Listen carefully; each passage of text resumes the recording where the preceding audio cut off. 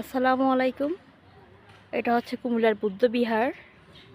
সাথে থাকবেন, পুরো ভিডিওটা উপভোগ করবেন। কুমিল্লার বুদ্ধ বিহারটা দেখতে পাবেন। গোল্ডেন কালারে খুবই সুন্দর লাগতেছে।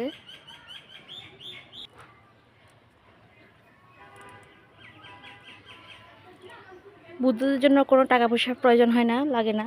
যারা অন্য ধর্মাবলম্বী আছে ওনাদের হচ্ছে কি এখানে ঢোকার জন্য টিকিট ফ্রি 30 টাকা, মাত্র 30 টাকা দিয়ে এখানে ঢুকতে পারবেন। আমি এখন উপরে চলে যাব, সাথে থাকেন। স্থানগুলো সে অনেক আগের, অনেক বছর পুরানো। গোল্ডেন কালার কাজ করা, দেখতে ভালো লাগতেছে। আমাদের সাথে যারা আসছে ওনারা হচ্ছে পূজা দিতে গেছে ভিতরে। দেখেন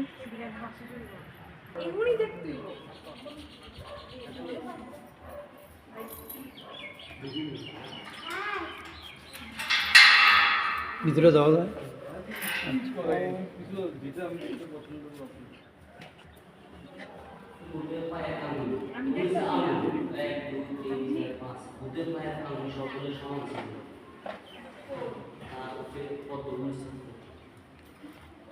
এখানে যাওয়া যাবে না, না? যারা নমস্কার করবে আচ্ছা, নাম একটু ছবিটা উঠে আনার জন্য। এখানে হচ্ছে বুদ্ধের পায়ের ছাপ আছে, 5টা আঙুলের ছাপ। আর ওনারা আসতে হচ্ছে টাকা পয়সা দিচ্ছে। আমার সাথে থাকেন, আমি এখন ভিতরে চলে যাব এদিক দিয়ে।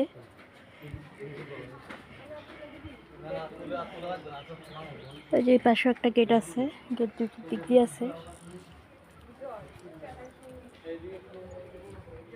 এই যে গেটটা অনেক সুন্দর, দেখেন। এটা একটা গেট, কিন্তু এদিক দিয়ে ঢোকা যাবে না। এই সাইড থেকে দেখেন, সাথে থাকবেন। হ্যাঁ, পুরো সাইডটা দেখাবো আপনাদেরকে আজকে।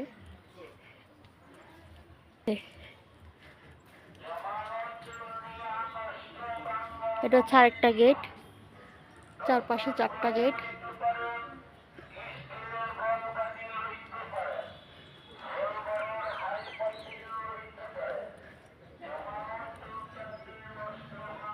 খুবই সুন্দর লাগতেছে দেখতে। ওইখানে একটা মূর্তি দেখা যাচ্ছে বুদ্ধের।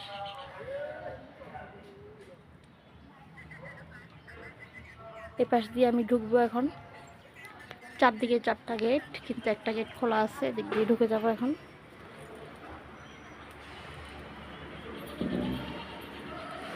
ঢুকা যাবে না? যারা বুদ্ধ তাদের। আচ্ছা ঠিক আছে, ঢুকবো না, শুধু ভিডিওটা করে চলে যাচ্ছি। ওই দিকে ভিডিও করতে ভিডিও করা যাবে না। যাবো যদি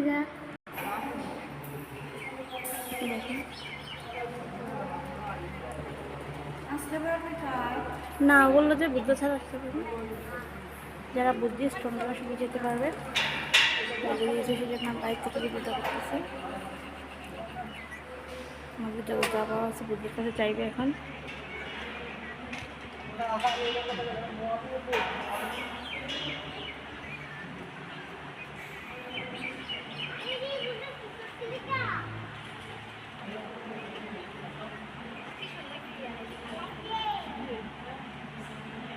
দেখা যাচ্ছে ভালো করে।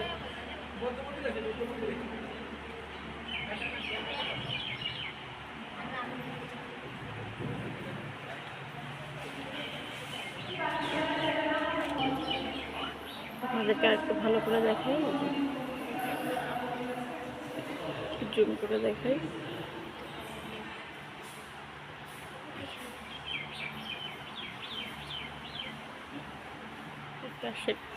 অন্য কালারের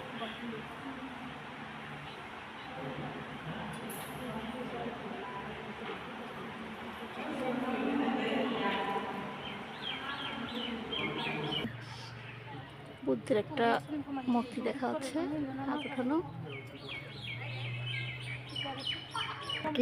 এটা একটা হচ্ছে প্রতীক তখনকার দিনে।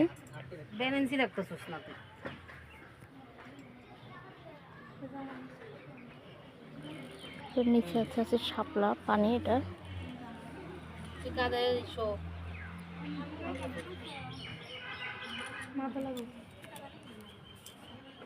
আপু তোমরা দুজনে কাপড়ে তুই তুলে গে তুই চলে গেলি তোলা হইছে আপু হয় না আপু পিছে চুল তোলা হয় না 100টা তুল 100টা দেবি তুই 150টা দেবি আর এইটা কি থেকে দেখা যাচ্ছে আর একটা মন্দির একই জায়গায়, বুদ্ধ বসে আছে ধ্যানে।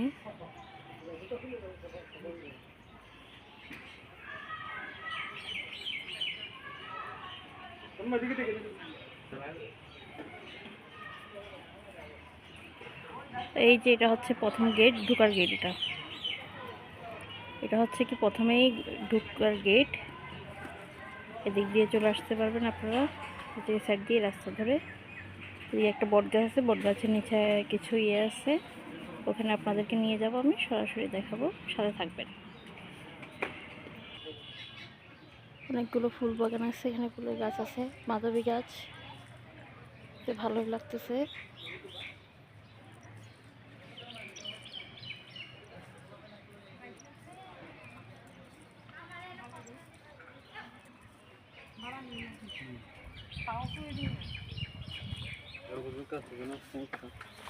এখানে সাপগুলোর ছবি একটু অন্যরকম। ওই পাশের সাপটা একটু চিকন ছিল, এটা একটু বড় সাপ। নাগরাজ, এটা হচ্ছে নাগরাজ।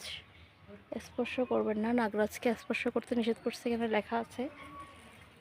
এখানে কেউ আসলে নাগরাজকে স্পর্শ করবেন না, ধরবেন না, ছুবেন না। এটা হচ্ছে নাগরাজ।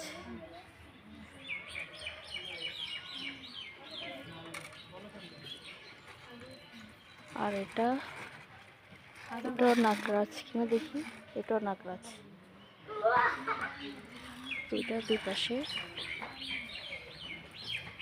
মোটামুটি ঘোরা শেষ, আর একটু পার্ট আছে, আপনাদেরকে নিয়ে যাব। এটা হচ্ছে পিছনের সাইড, পিছনের সাইডটা পুরোটা দেখা যাচ্ছে। এই যে দেখছেন, পুরো সবগুলোই দেখা যাচ্ছে পিছনের সাইড থেকে।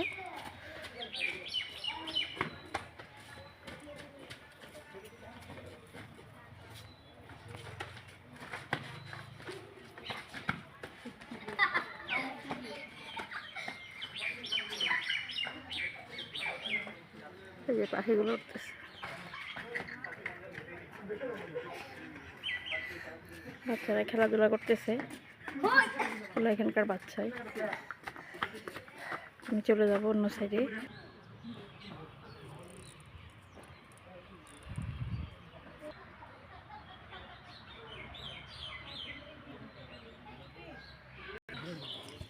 আমি এখন চলে যাচ্ছি বটগাছের নিচে। এখানে হচ্ছে ওনারা মোমবাতি জ্বালিয়ে দেয়, যার যে মনের বাসনা পূরণ করার জন্য। বুদ্ধ ধর্মে যারা আছেন ওনাদের জন্য এটা।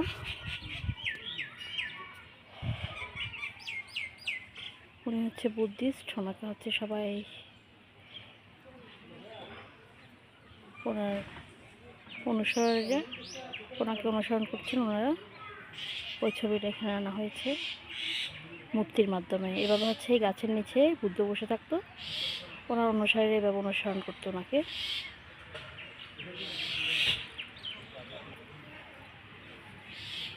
একটু সামনে থেকে দেখি ওনাকে, মূর্তিটাকে।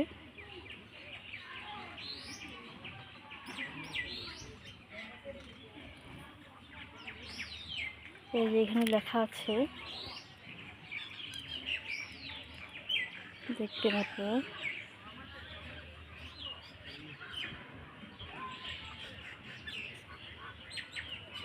রানাপ্রিয় বড়ুয়া, সৌজন্য সুকান্ত বড়ুয়া।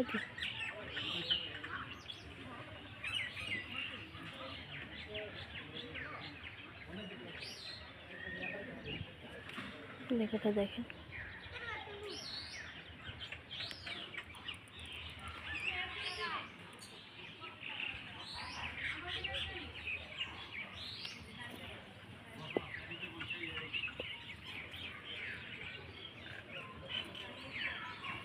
সবজি গাছও করেছেন যারা থাকেন ওরা।